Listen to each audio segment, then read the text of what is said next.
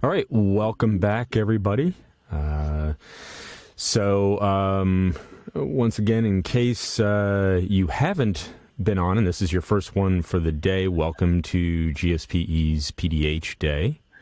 And if you're not already subscribed to our YouTube channel, this is kind of a reminder to go ahead and do so. So it's youtube.com/GSPENG, short for Georgia Society of Professional Engineering. If you have questions, go ahead and type them into the chat box, and I will relay them to Warren on your behalf. Other than that, I would like to introduce our Executive Director for GSPE, Betty Jean Jordan. Go ahead, Betty Jean. Thank you, Steve. Welcome, everybody. For those of you that have not been with us. Uh-oh. Betty Jean froze. Yes, Betty Jean did it. I'm still here. Yep. Yep. Okay, I'm back. Sorry. You're back. Got a loose cable. Okay. Here. You can go to nspe.org and go to the upper. Okay. Can you hear me now? All right. Yep. Right. Join now. We're good? You can hear me? You're good now. Yep, I think so now. Okay. Yeah, sorry about that. This is a 1-hour session, so we'll have enough time to buffer before our final session this afternoon. Remember to renew your PE license by December 31st. I will send out PDH Day certificates or email them to everybody early next week after I compile everything. And if you are not logged on to the YouTube channel, if you don't have an account, for example, if you'd like to ask a question or make a comment, you can email that to me and I'll be glad to post that on your behalf if you can't do it directly. And that's all I have. So thank you to Warren Shepard from GEMA for being with us. And at this point, I'd like to turn it over to him. So thank you, Warren. Thank you. Welcome, everybody. Good afternoon. My name is Warren Shepard. I work for the Georgia Emergency Management Homeland Security Agency. I'm currently assigned to the Critical Infrastructure and Key Resource Unit as the manager. Later on in the presentation, I'll go into a lot of what we do, but just real quick, my background. Public safety, I did over 30 years in law enforcement. I retired the rank of captain from the Kissimmee Police Department in Florida, responded to a number of disasters and events there.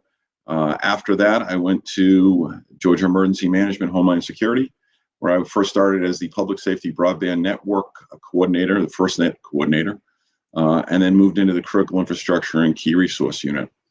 I have a master's in Administration of Criminal Justice from the University of Central Florida.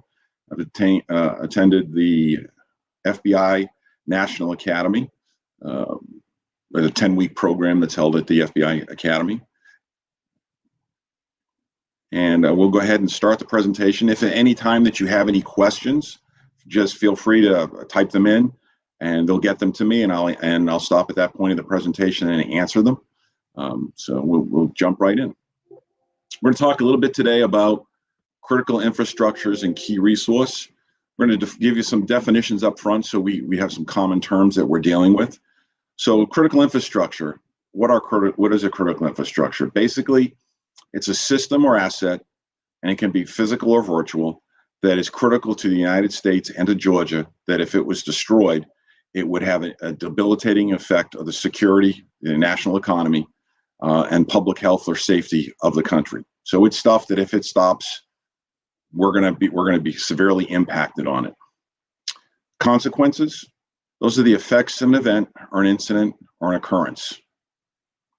Key resource, publicly or privately controlled resources essential to minimal operations of the economy and the government. These are the things that can be very key for local operations, but don't really have that effect as we go to a county, or state, or nationally.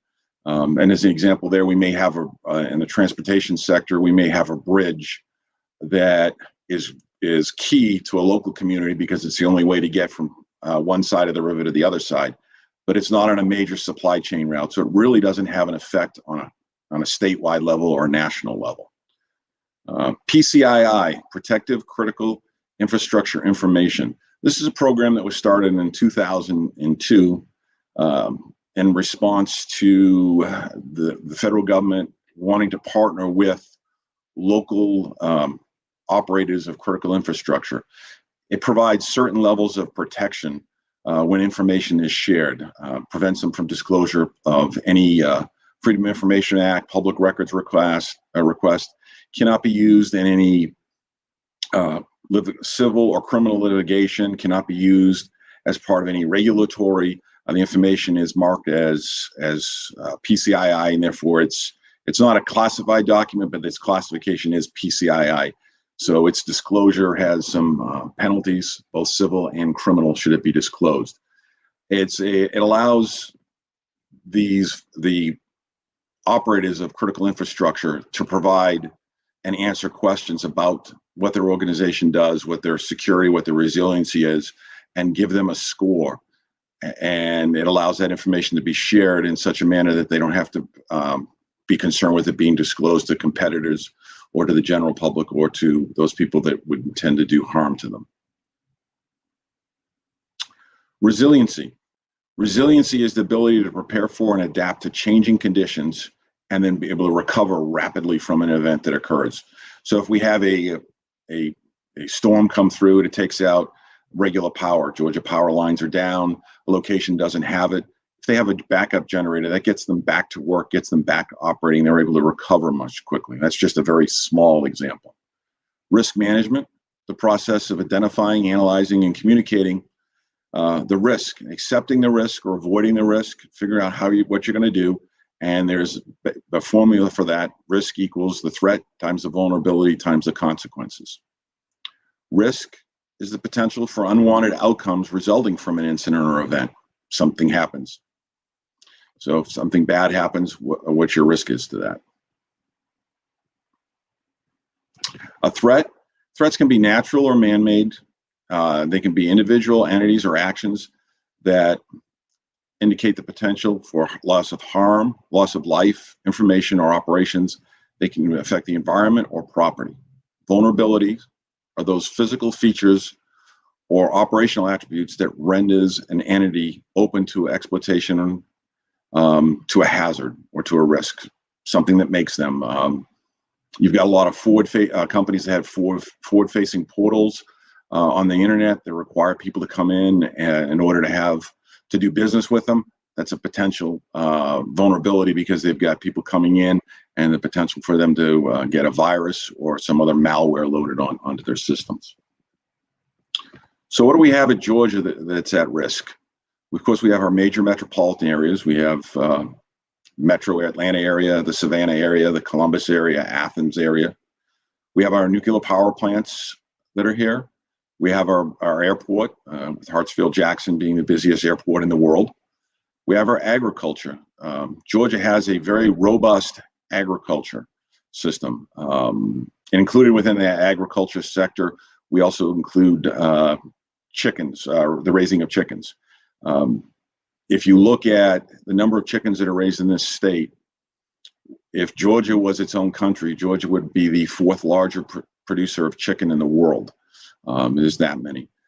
Ports, we have the Port of Savannah and the Port of Brunswick, very large ports. The economic impact of closing the ports unscheduled for an incident that would occur there throughout the state would be $36,000 per minute that it would have an effect on our impact. We have tourism. We know that we have our various venues that people come to. We have the World Congress Center, Stone Mountain, Six Flags, the mountain area, the beaches down on the coast, and any other various 200 plus sites that we have throughout the state for tourism to attend. Our sporting events, we have a number of sporting events. We host a number of sporting events. We've hosted the Super Bowl twice. We hope we will be hosting some upcoming events on a national and collegiate level as time goes on. And we have the stadiums located in the downtown area, convenient to be located in downtown, a lot of resources that are there. You have hotels, restaurants, you have excellent transportation, you have a train system, you have a bus system, you have the highway system coming through, but can be a bit of a challenge if you're trying to defend that from an attack, because it is so congested down that area. And of course, we have our college stadiums that also have a large crowd there. We have our energy sector. In energy, we have the transmission power lines, the various substations that are located throughout, the power generation plants, our nuclear plants as well. Our transportation system, that would also include our roadways, 75, 85, 16, 20, the interstates, the state roads, all of the bridges, the main interchanges. We know a few years ago when we had the collapse on I-85 caused by the brush fire from underneath, what kind of an impact that had on the commute and the traffic system. We have a lot of materials that come in from the ports, and they come up 16, 75 and through ending up in the middle part of the state. Georgia's ports reach as far out as Cincinnati, sending supplies up there. And we have our school systems, both public and private, as well as primary, secondary, and our post-secondary, our colleges. We have internationally recognized colleges in the state. They have technology centers, they have medical centers that do a lot of work. So those are all things that are at risk, that are attractive targets for people that would want to be up to no good. So we have, what are some of our threats that we have, the evolving threats? We have our extreme weather. We've seen, a few years ago, we were told we were going to get a light dusting of snow in the metro area and north. I live just north of Atlanta, and I got 11 inches of snow at that time. We've been affected by the hurricanes that have come through, phenomenal impact and devastation that occurred when the last major hurricane came through, took out, destroyed the pecan crop, the lumber that was destroyed, the number of chicken houses that were destroyed. So just a huge impact that the weather can have on us. You have accidents or technological failures. That's sort of, we have an aging infrastructure. So we have things that fail. They just wear out, burn out, short out, whatever it might be. And then the ever-present cyber threat. Everyone should be aware of those. The phishing attacks, the malware. The state has had a couple of the major state agencies, including GEMA, fall victim to some cyber attacks. Luckily, we were down for about 12 hours and lost about 2 hours worth of information when we were able to back up and recover from ours. Georgia State Patrol suffered a similar attack of ransomware, and they were down probably for 8 months before they were able to fully recover. And we have what everybody thinks of as a big risk, the acts of terrorism. We have our domestic, homegrown terrorists. We have our international terrorists. We have a lot of attractive targets. We have the CDC here in the state. We have our major universities. We have the President Carter's Library, the Martin Luther King's Center, just a number of very iconic locations. We have the Masters tournament that's held over at Augusta National Golf Course. So we have a lot. And then the one that we're dealing with now, pandemics. We know that we've been dealing with this since late January, and it's going to continue. The state has had a huge response to that, as has the federal government. The supply chain was interrupted. You've probably all experienced the inability to acquire some of the things that you wanted at the supermarkets or stores, paper products, cleaning products.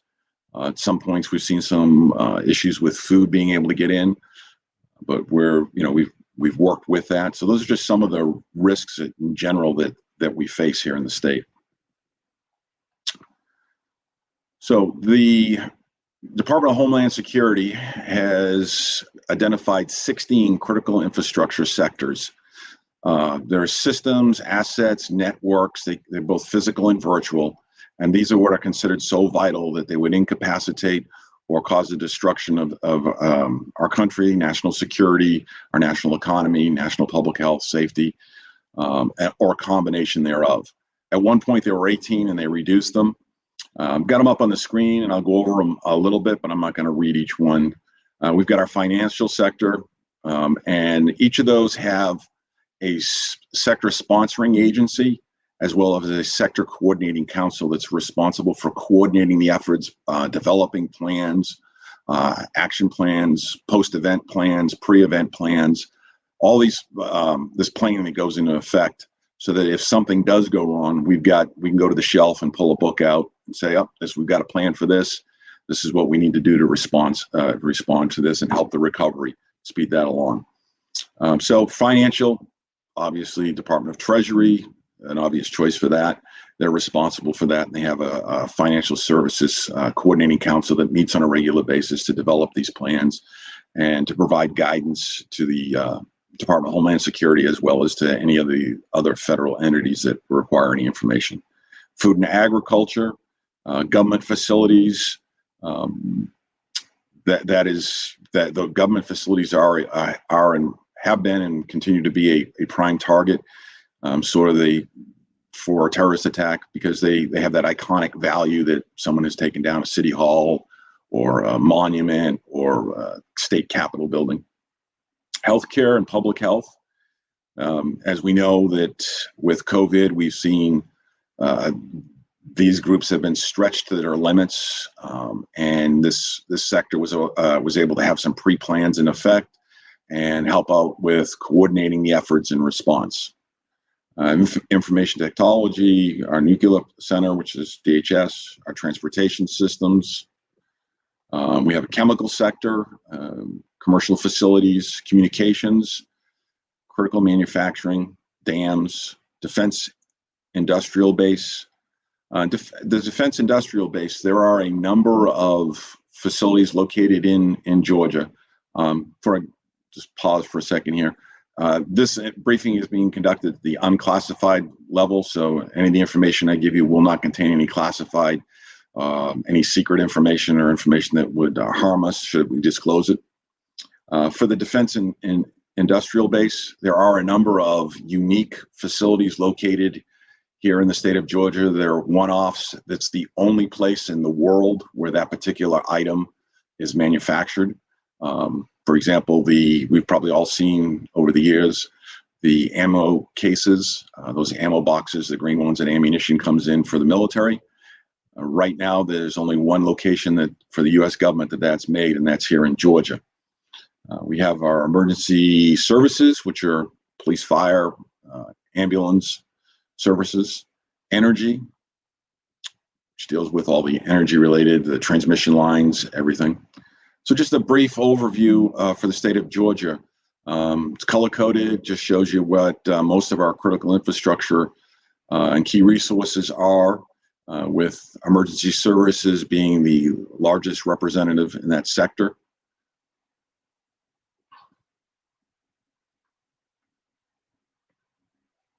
So the what and the why, we identify CIKR or CIKR is to support collaborative planning efforts and provide necessary information for steady state risk management and to support incident management during response and recoveries.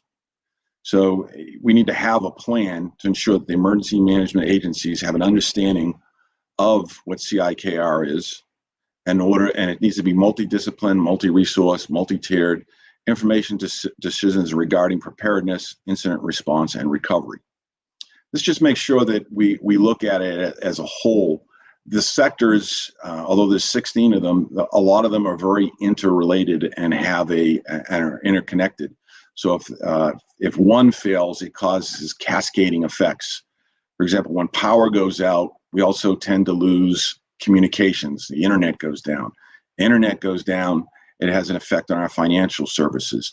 Internet is down. We also have some effect on our water and wastewater treatment because now a lot of those facilities are controlled remotely using SCADA systems. So it has these far-reaching cascading effects where one sector can bring us to our knees, and so we want to make sure that we've adequately planned for these, and we've conducted the proper risk assessments. We've prioritized our assets.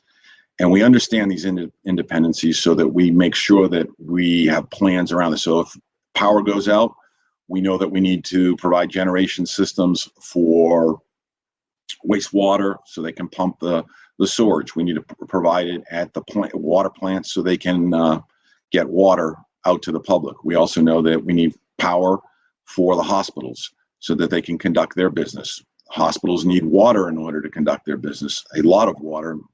So we need to make sure that they're adequately supplied. So it's, as I said, there's this interconnectancy and dependency that occurs.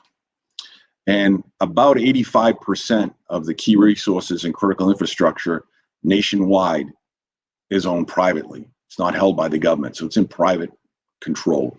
So we have to coordinate and work with those groups. So when we do our assessments and we look at the threats, we want to look in the contents of natural, which is weather-related, earthquakes, landslides, flooding, snowstorms, hurricanes. Man-made, which would be our terrorists, be it homegrown, be it international, lone wolf, someone who acts on their own and hasn't really been radicalized or doesn't have an ideology that they believe in. And our technological events. Technological events are usually those failures of a system. It's not that it was a intentional act. It wasn't a malware or some type of virus that was loaded into the system. It's just a system that failed. There was some type of problem with it, and it wore out, or there was a code error and it failed, and it could have a great impact on our economy and the operation of government. And our risk determination should include those threats. And we also want to look at the likelihood and the impact when we look at the risks of what they're going to have and the independent facilities they're going to have. Later in the presentation, I'll have a slide that shows that. So we have things that they're very unlikely to occur, but should they occur, they have a potential for a high loss, high damages, high loss of services. An example of that might be a nuclear power plant. Low risk of an incident occurring, but should something happen there and there's a release of radiation, it is a very high risk event. Then we have so we look at those when we do our assessments and developing. You usually look at your risk management and how you're going to accept risk, avoid risk, or transfer the risk. And failure of any part of the system, as I said, can create those cascading effects. And it can disrupt across the supply chain. It can just disrupt the whole thing. You look at COVID. You think of it's a pandemic. How is this affecting our supply chain? You have truckers that are sick. You have the loaders on the docks that are sick. You have for a while, in example, in Hall County, we had a lot of people that were becoming sick or unwilling to work in the poultry plants because they basically worked shoulder to shoulder, and they were concerned with catching the disease. So we had to come up with some solution to that. We want to identify and prioritize our critical infrastructures, considered physical and cyber threats, the vulnerabilities, and what the consequences might mean. We want to continue to maintain situational awareness. That's just a fancy word for we want to know what's going on at all times, what the threats might be, what incidents are occurring elsewhere, what would the impact be on our facility. So when we see, as an example, if we last week they had an attack in Germany where someone used a vehicle in order to run a crowd of people over. Well, that's a preferred technique now of terrorism organizations. It's relatively cheap, relatively easy to do. So we monitor those. We have that as situational awareness. So we look and see what events do we have coming up, what's going on that we may want to consider that, and we might put some additional protective steps in measure. If you've been to recently in the last 2 years, if you've been to any large fairs or events that are held on streets, you'll notice that they're putting large vehicles, dump trucks, garbage trucks, barriers on the roads, on the sidewalks to prevent a vehicle from getting in and running that crowd down. So it's just, we are aware of what's going on. We monitor the chatter. We monitor what's going on throughout the country so that we know that. We want to conduct comprehensive assessments of critical infrastructure. That's something that my organization does, my group, and I'll go in depth in that later on, but we use a program called the CISA Gateway, where we conduct surveys. We go out and use a survey tool to categorize and collect information, and then that information is then used and compared against like facilities, so that we can see, we're going to compare a similar size manufacturing plant that manufactures widget A's with a similar size widget A plant someplace else, draw those together and see what type of protective measures are in place, what type of resiliency plans do they have, and see how they compare to each other and give them a score so they'll have some idea. And as I said, I'll go into that in depth in a little bit. We use mapping, geospatial images, and analysis and sort critical infrastructure. There's a lot of different ways. We're a very heavy user of our ArcGIS or GIS system, where we're able to layer things. We use WebEOC as our primary tool for tracking incidents and events as they occur. It's merged with our GIS so that we can see when we may have power out in a neighborhood, and I'll use the election as an example, and then we have a polling station that's affected by that. We can then ensure that resources and assets are sent to get the power back up, restored as quickly as possible, as well as maybe getting a generator over there or what needs to happen. And the same can go for, we've got roadways that are closed. We can alert members of the transportation sector to say, hey, this road 85 is going to be shut down for a little while. You're going to need to reroute your traffic through that to avoid that delays. We're going to talk a little bit about critical infrastructure risk management now. And it's basically, there's 5 steps that occur for that. And the first one is and this includes for physical, cyber, and human. So we look at when we talk about critical infrastructure, of course, it's the physical plant, it's the technology, the connections that it has, and it's also those human assets that work there, that have the information, have the skill sets, the knowledge to be able to carry out that and perform those critical tasks. So the first thing we do when we conduct one of these is we set up goals and objectives. We want to establish broad goals for what we're looking for our security and our resiliency, and then they're supported by objectives that are prioritized to ensure that we can meet those, and they're for both government and private sectors. We want to identify what the infrastructure is. We have to identify what we wanted to protect, and then who we're going to partner with to protect that from risk. Then we want to assess and analyze the risk. So we go in and we conduct I've gone over what the threats are, the vulnerabilities, the consequences. We want to conduct a risk assessment to see what are the vulnerabilities there, where are the weaknesses, what are the consequences going to be if this facility shuts down? Do they have a backup facility? We all know that a little bit back we had that power failure at Hartsfield-Jackson Airport, and there was some thought that was in place before that. There were actually 4 substations that could have provided power to that location. The problem is everything was going into one location and then being fed out there from the airport. So even if substation 1 had gone down, 2, 3, and 4 could have picked it back up, or 2 or 3 or 4 could have. And now we end up with, it was a single point of failure where it came into the airport. That issue has since been corrected. That was just one of the concerns that could have been identified earlier on. It just wasn't anything anyone thought of, but we did think to have additional backup power going there. We want to implement risk management activities. So we want to make sure that people are, when they start projects, they're thinking ahead.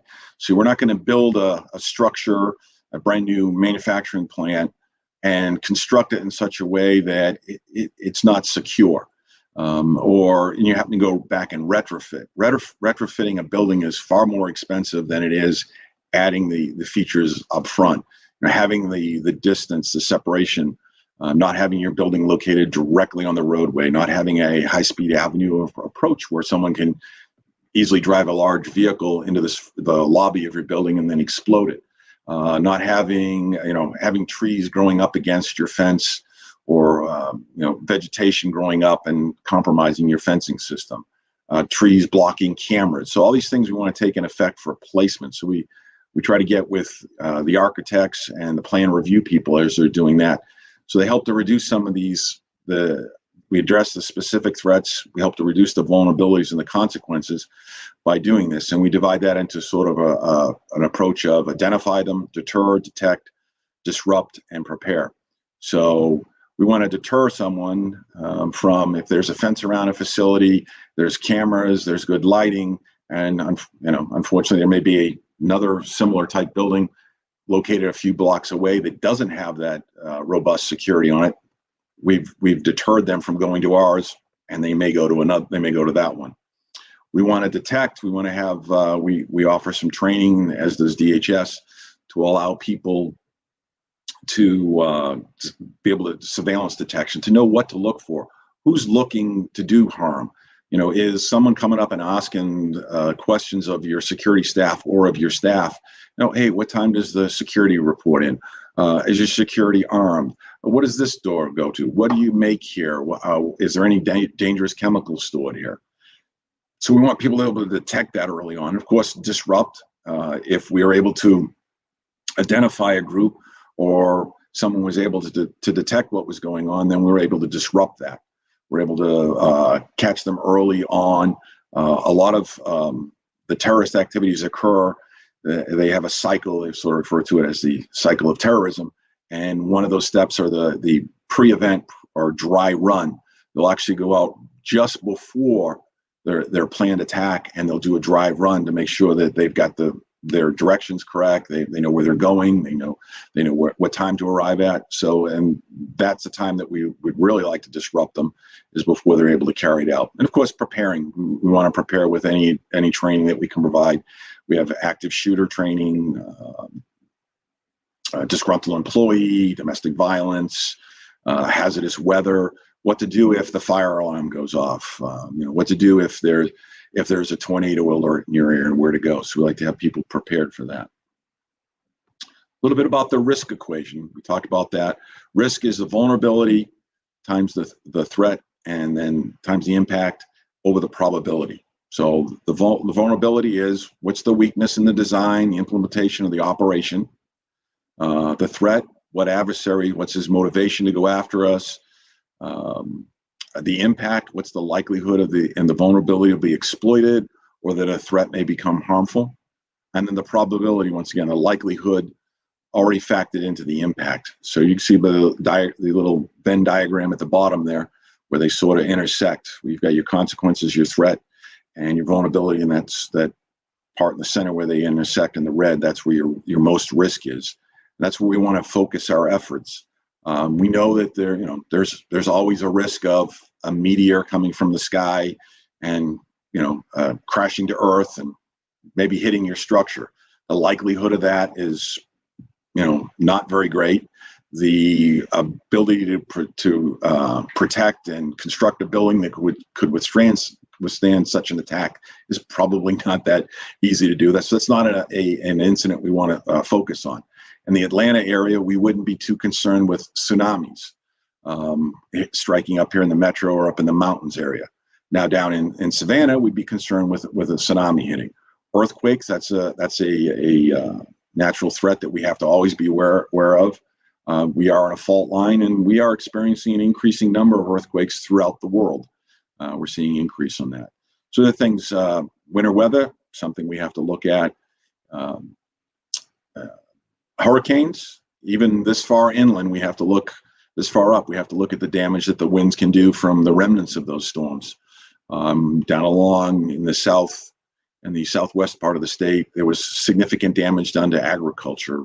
As I said, cotton, the timber industry, pecans. Just a little side note here: pecan trees. You plant a new one, it takes between 15 and 16 years before you get your first crop off of that tree.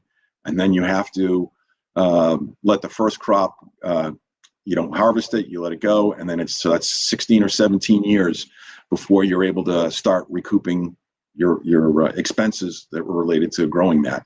So that can really have a great impact. Okay, Warren, I got a question for you. Yes. Abe asks, do you all coordinate closely with local counties and municipalities on infrastructure, safety, and water supply intakes? Yes, we do. We work with, we start from the top down. So we'll start with the federal, DHS has protective service advisors. We have our critical infrastructure and key resource planners that work together. And then we go down, we have through our emergency support functions, we have representatives with the water and wastewater treatment. As a matter of fact, I recently completed some training regarding some of the assessments that they have to do for their plants under the new Water Act that took effect. It's actually not new, but the requirements are taking effect. The large providers had to submit their information. They do a vulnerability assessment.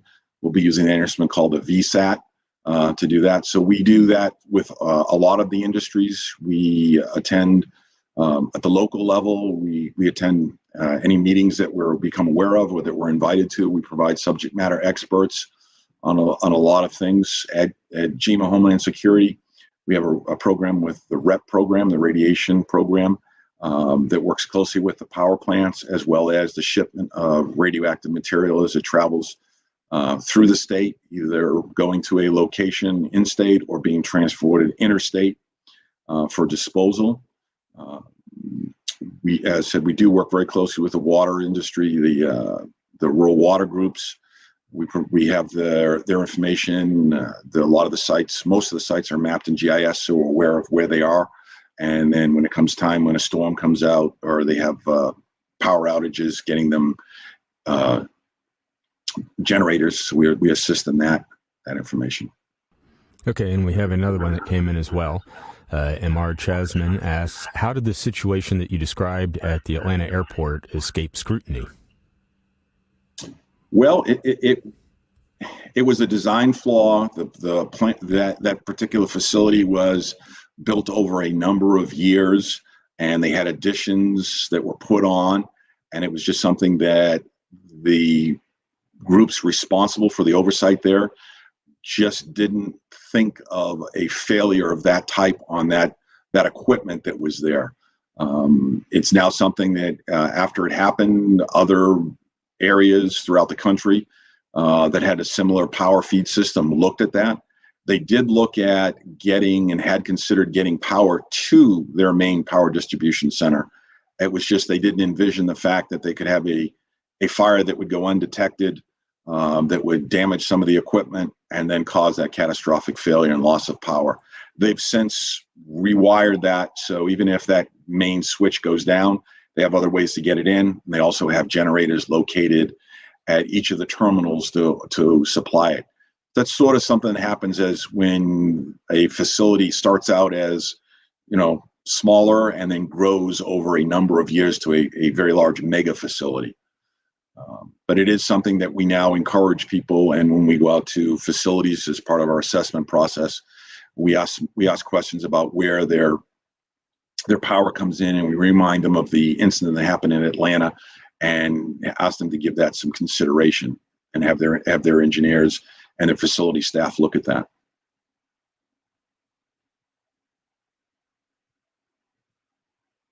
Okay. Moving on a little bit, I talked about the impact and the likelihood. So we see that what we look there, if we have a low impact or high impact. So what's the likelihood of the event going to happen? So if we have something that's, a traffic crash on I-75, there's a high likelihood that that's going to happen. What's the impact going to be of that? Well, there's potentially that, if you have a number of vehicles involved and you have some fatalities, we move a number of hazardous materials moved on our roadways. So you could potentially have at least a medium impact shutting down the roads and moving around. So there's a high risk of that happening. That's the impact of that is going to be high.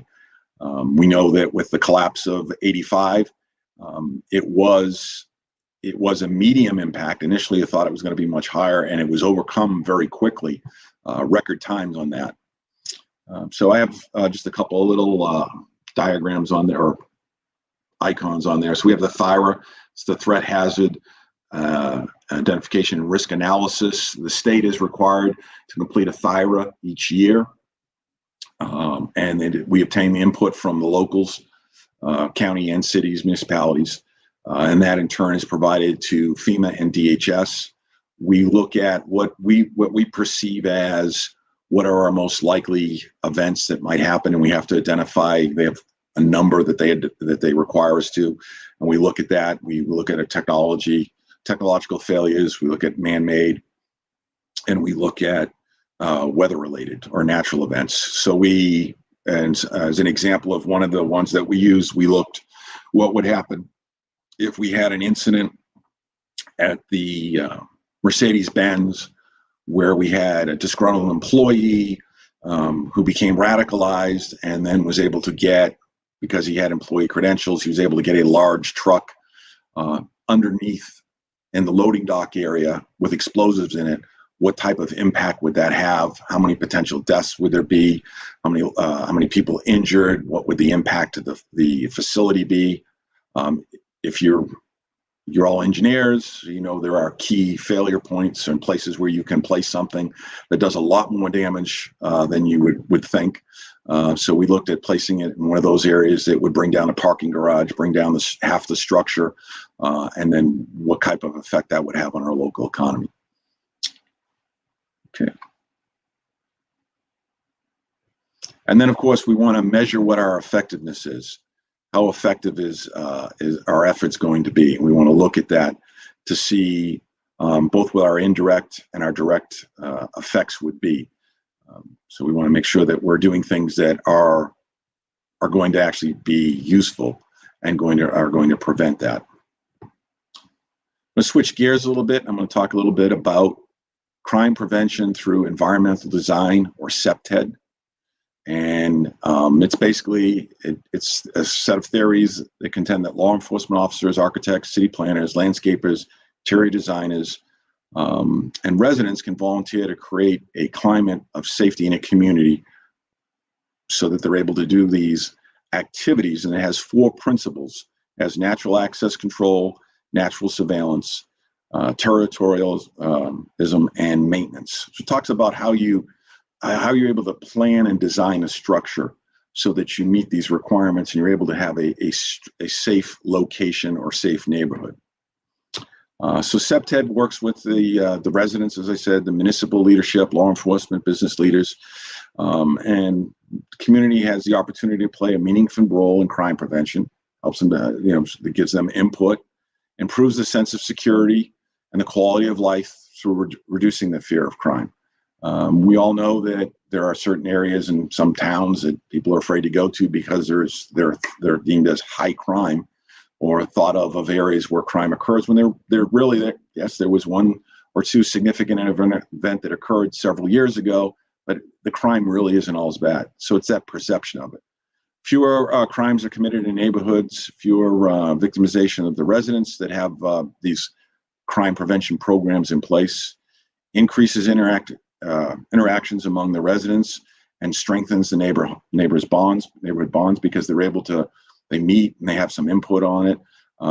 There are some communities that have adopted the CPTED standards, and anytime a new subdivision or a new apartment complex or mall goes in, that they have to meet these requirements. We currently don't have any of them in Georgia that do that, but Florida has a large number to do that, and has new crime prevention and problem solving skills that enhance the knowledge of the city government and agencies in it. Municipal leaders will see the reduction of crime, improvement of perception of safety, livability. People are going to want to move in and not want to move out because of crimes. And how does law enforcement benefit from it? Those partnerships that are developed with the planning, the development, the code enforcement, and other locations. Clarification and action on neighborhood priorities, so they get to know what the neighborhood wants, what the neighborhood thinks is important. An opportunity to play a meaningful role in the crime prevention, and new crime prevention and problem solving strategies are initiated. A lot of times, at community meetings, when I attended those as a police officer, we thought we had all the answers, and then someone would come up with something that was so simple, and we'd sit back and go, after the meeting, go back to our office, and why didn't we think of that? That was so simple. Something as simple as that, adding additional lighting, or taking and removing some shrubs around something. It's just like, that makes so much sense. So having that great community input provides that. And of course, business leaders, they get safer locations and enhance their problem solving and partnerships with local governments and their community members. The planners, they gain information with CPTED. It is a recognized, acceptable component of the leadership in energy and environmental design or green building program. Provides that holistic approach. And specialized sessions can include multi-housing, new housing, retail, parks, and other urban spaces. We've done some assessments on some of the large park areas and green spaces and walkways throughout the state, and made some specific recommendations that they've adopted. Some of those would be adding lighting in certain locations without having too much light, so we don't have that sort of trespassive light where it goes beyond the area. So choosing your lighting systems correctly, adding emergency call boxes, and also adding emergency markers so that when someone calls in, they can readily tell the 911 center that they've reached where they are. Now we know that we have phase 2 and phase 2A mapping that's available with 911. Sometimes that's not always the best, and the location can be several hundred feet to a quarter of a mile off. And when those times when seconds count, we want to make sure we're getting the most precise location. And then some of the areas also, although they're able to get cell phone signals through, their mapping isn't quite as well. The center isn't able to receive it because they've not come into full compliance yet. Parking garages and decks, schools and churches. Schools and churches, we see a lot of this now. We've partnered with the Department of Education. We have an employee, a special projects person that's embedded with the Department of Education that's providing them with some assistance and guidance on construction and new structures that they build. They're looking at the mandatory training that they're going to require, looking at some of the active shooter awareness training, as well as some of the assessments that can be conducted to hopefully point out or identify someone who may be at risk of becoming an active shooter or coming back and performing some type of violent act on campus.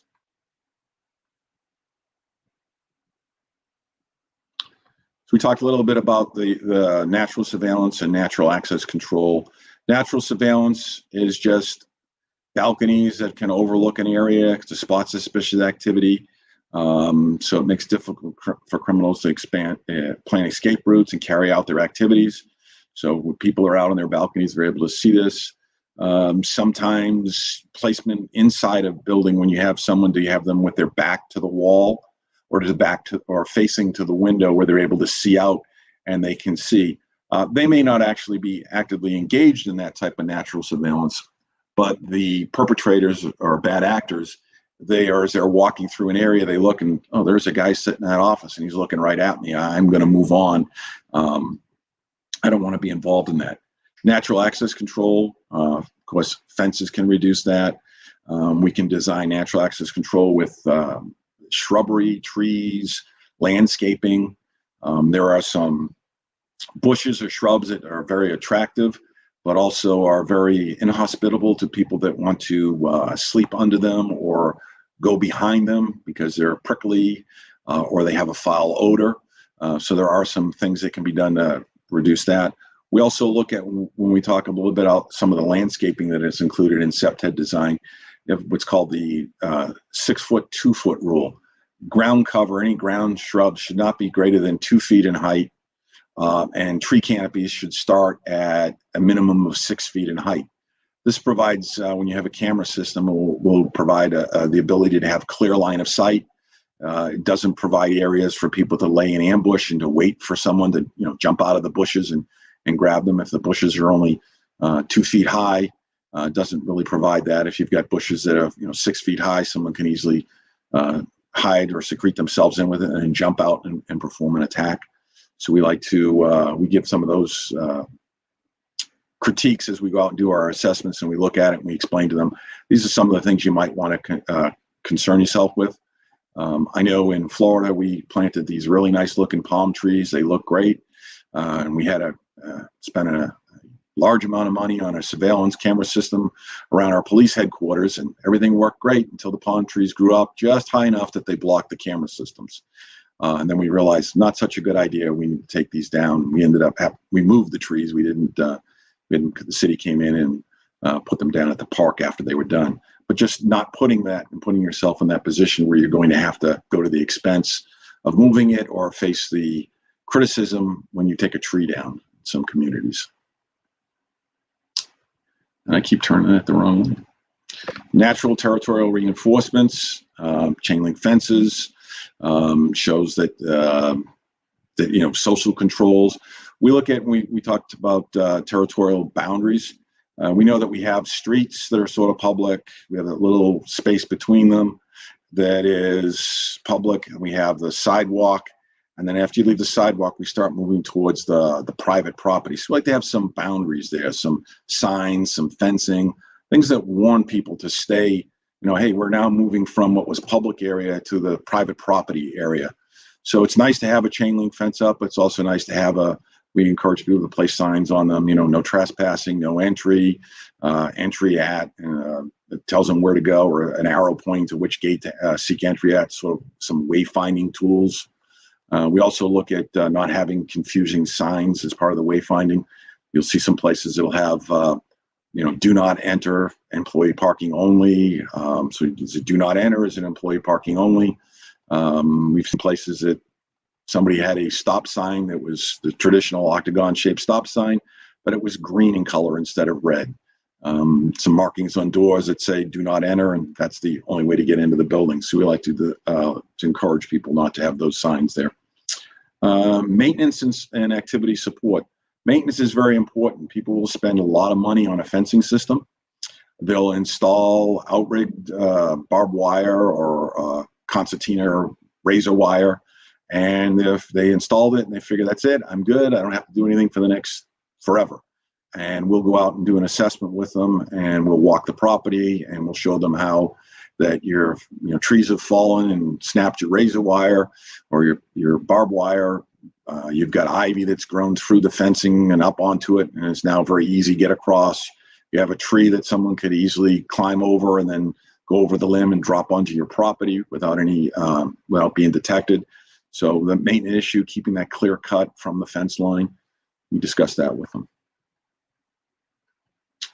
So focusing now on the critical infrastructure and key resource unit here at GEMA Homeland Security.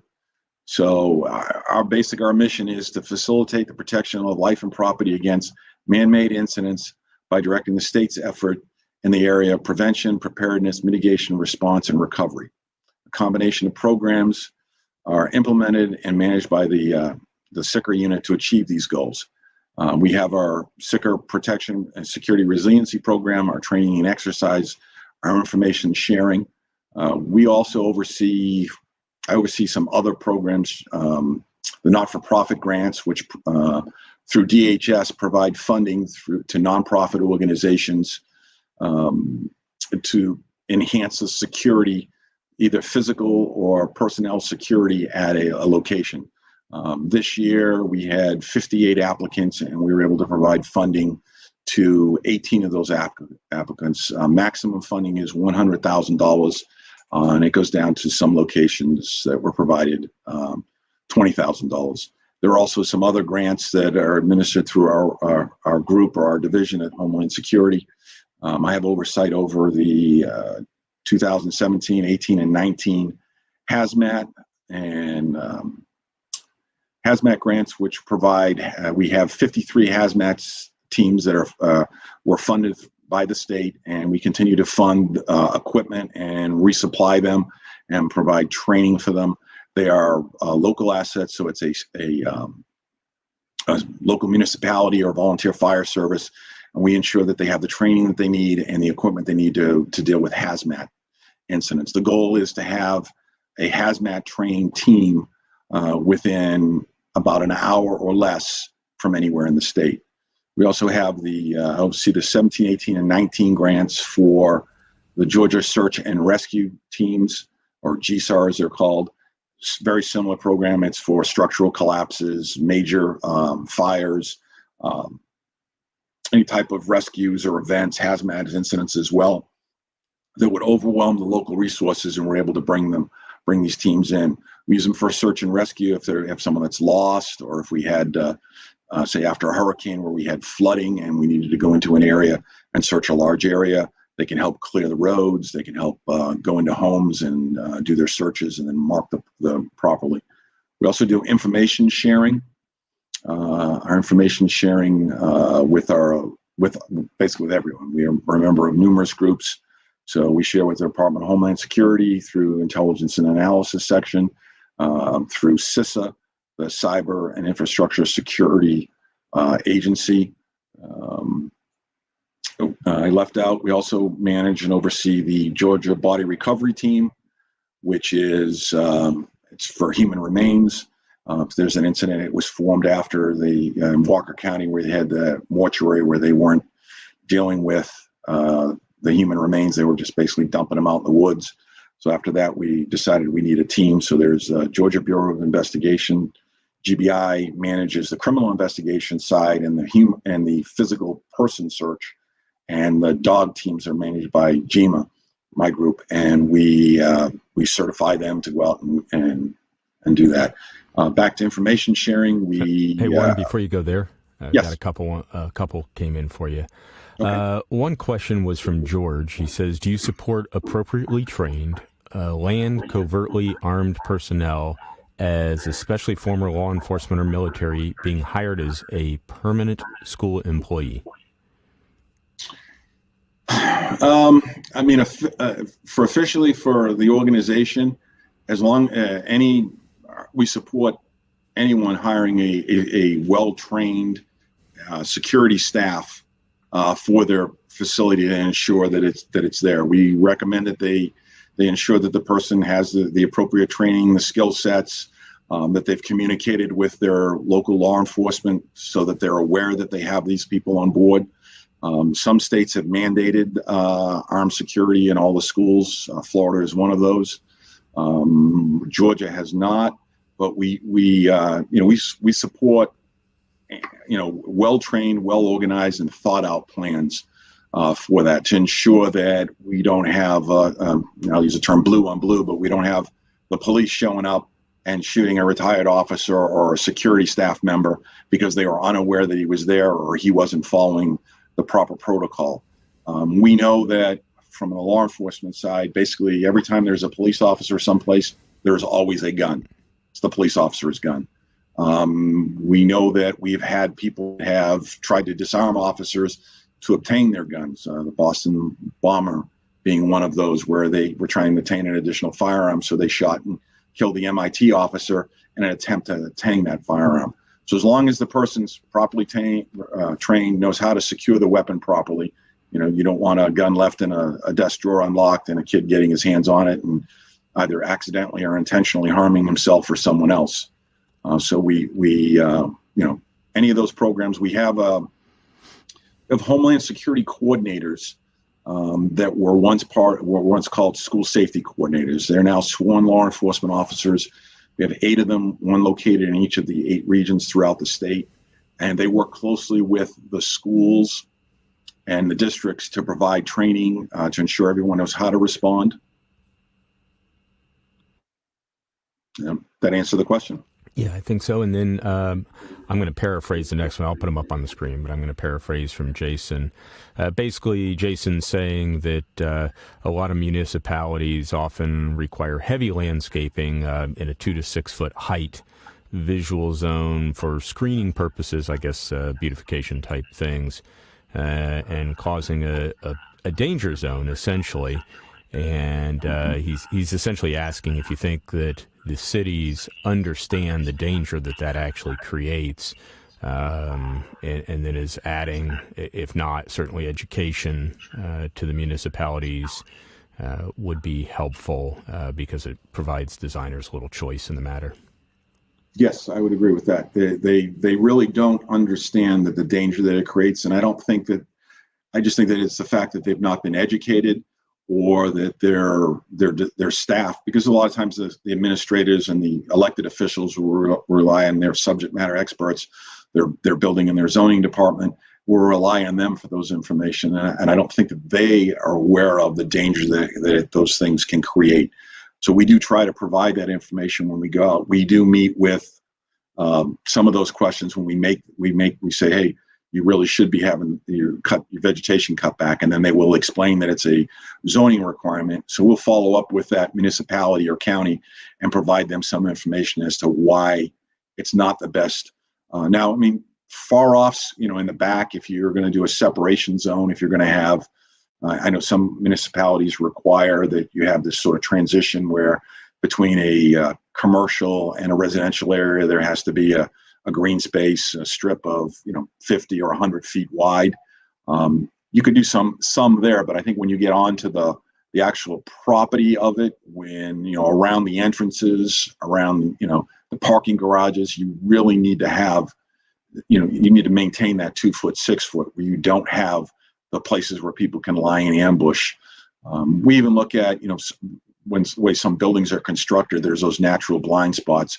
We suggest they install those parabolic mirrors so that people are able to see when they come out the exit door that there is somebody on the other side of that corner of the building, or there is someone that's lurking about, so they can immediately retreat back in.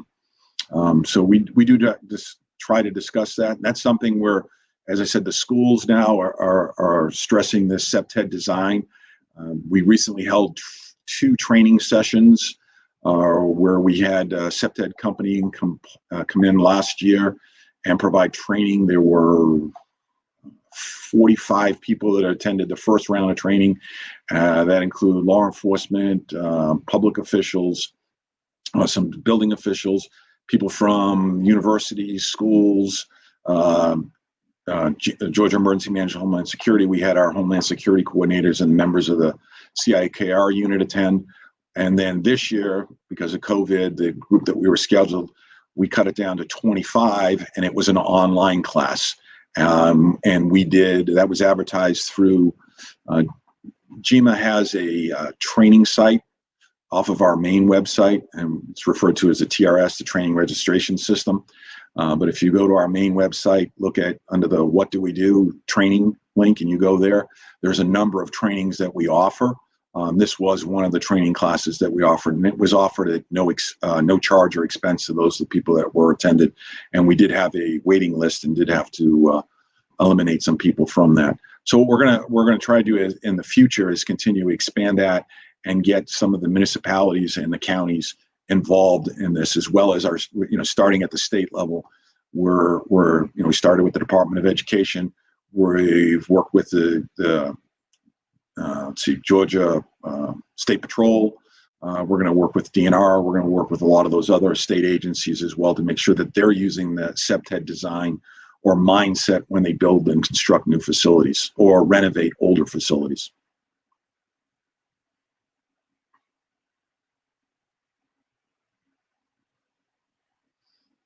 Okay, moving forward. I'd mentioned this earlier, the CISA Gateway or IP Gateway for Infrastructure Protection Gateway. That was its legacy name.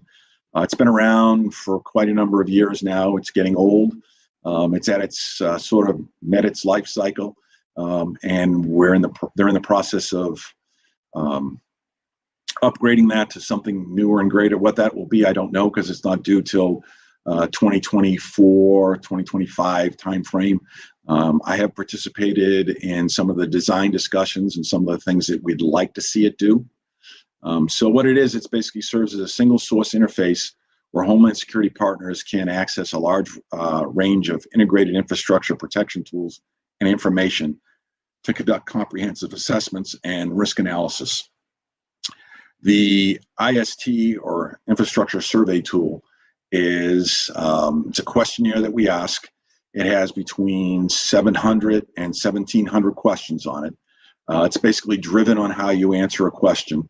If I ask, do you have a security force? And the answer is no, then I'm not prompted to ask or obtain the information on the security force. Are they uniformed? Are they armed? What's their training?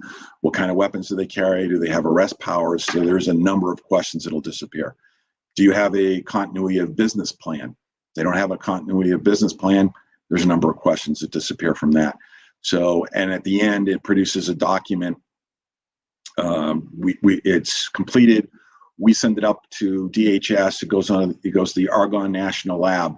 The physical address and attributes that would identify the location of the structure are stripped out. What we refer to as a taxonomy, which is what kind of structure it is, which sector it falls under.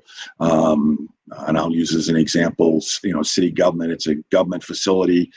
It's at the municipal level, and basically how large is it? A large, small, or medium city of government, and then it's compared to it's rated, scored, and then it's compared to like facilities. So we're not comparing Mayberry RFDs, downtown Mayberry, to the city of Atlanta. So the comparisons match up, and it's a nationwide comparisons. So we'll receive, when we do a site, we may receive, maybe there's 100 locations that are similar throughout the nation that have been assessed, or maybe there's 500.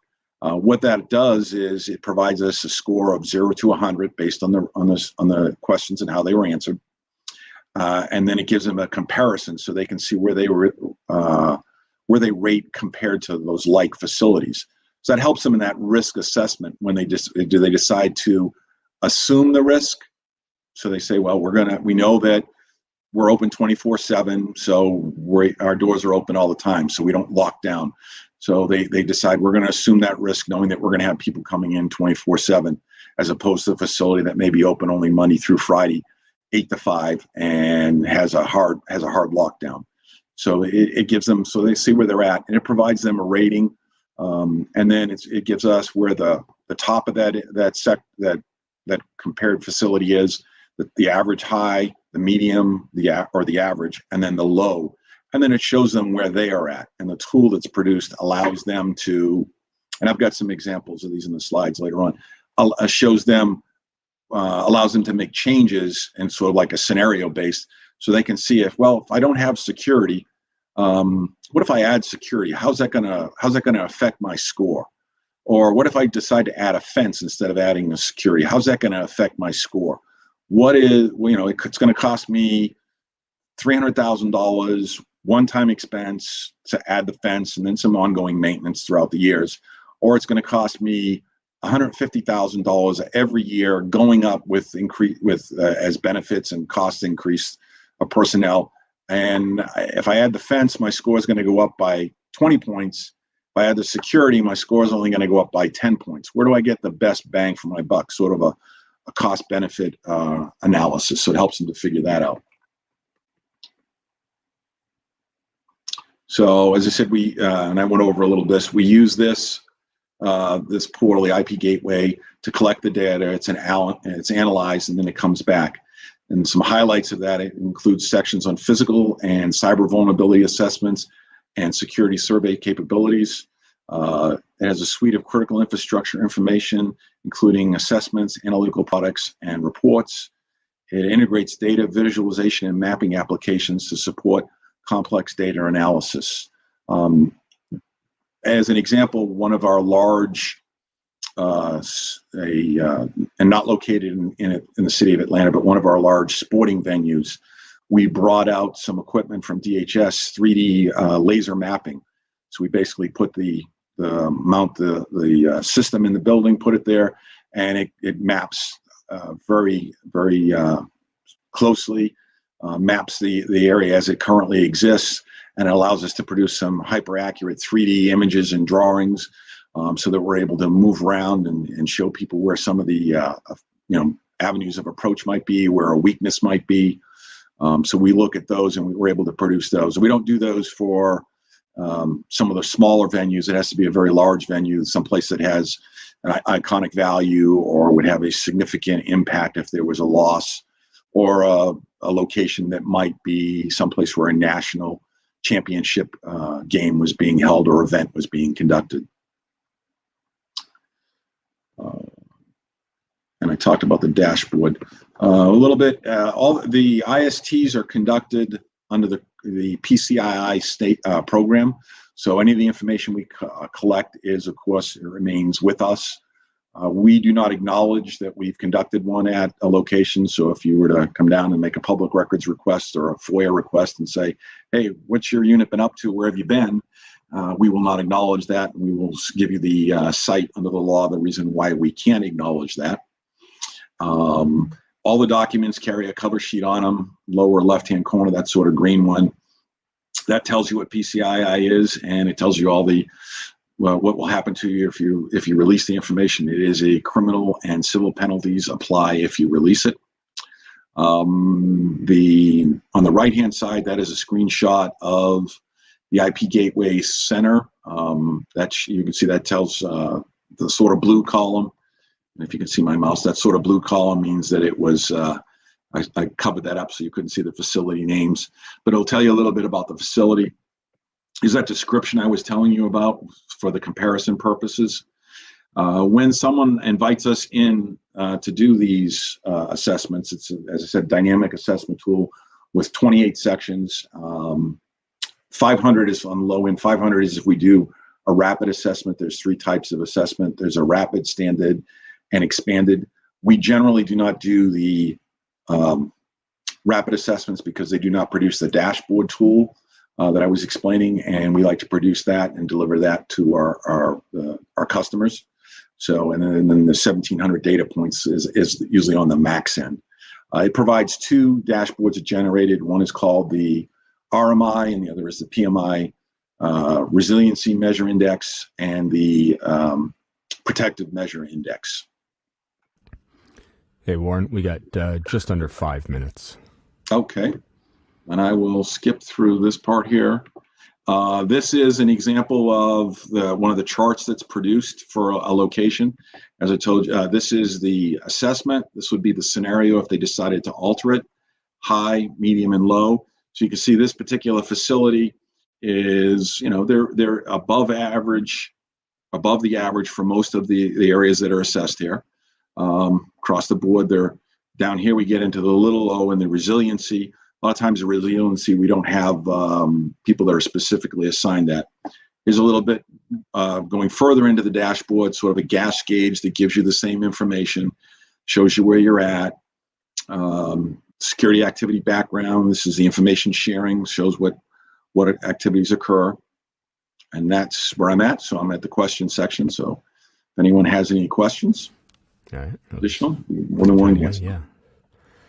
And the assessments that we do, I'm often asked this question: how much do we charge? You already pay your taxes, so we don't charge for the assessments. That's part of the service that we provide the citizens of the state of Georgia. So when we receive those requests, they're prioritized, and then we'll go out and conduct those assessments. Well, we're waiting to see if anybody else has any other questions. I'll share. When you were talking about the space around fence lines and that sort of thing, it brought me back to the days when I worked out at Cape Canaveral, and we had very highly secured facilities, and they had 30-foot clear zones around every fence, and the ingress and egress was a 90-degree angle to the fence line to the gate. And if you were caught anywhere outside in that 60-foot range and not going perpendicular to the gate, you were in trouble. The guys with the M16s came and collected you, and then your boss had to come get you out of the brig and explain how you'll never do it again. Yes, yeah. We just one thing, in addition to the dashboards that we provide, we also provide a comprehensive protective measures report. The reports are anywhere from 50 to 100 pages long. We incorporate the photographs that we take. We point out areas of concern. We identify 3 the most likely and most impactful attacks, the terrorism-related attacks that your facility could experience, and offer some protective measures for those. Okay, that's great. And I can tell you that one facility, a state college, used our protective measure report as some of the language from it as justification when they applied for a grant to obtain cameras, a camera system, and they were successful in obtaining it. Oh, good. All right, I'm not seeing any other questions.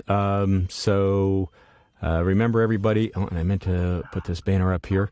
Remember everybody to go ahead and subscribe and set those notifications on the YouTube channel like we talked about in the beginning. So again, that was youtube.com/GSPENG. And go ahead and send in your emails to Betty Jean at the end to go ahead and make sure you get your PDH certificates and of course, any other questions you may have. And beyond that, Warren, I would like to thank you on behalf of GSPE for your time today and sharing such a very enlightening presentation with us. You're very welcome. All right. Thank you, Warren. All right, everybody. And we'll the next one starts in right at 15 minutes. So, Warren, have a great weekend. Thanks. You too.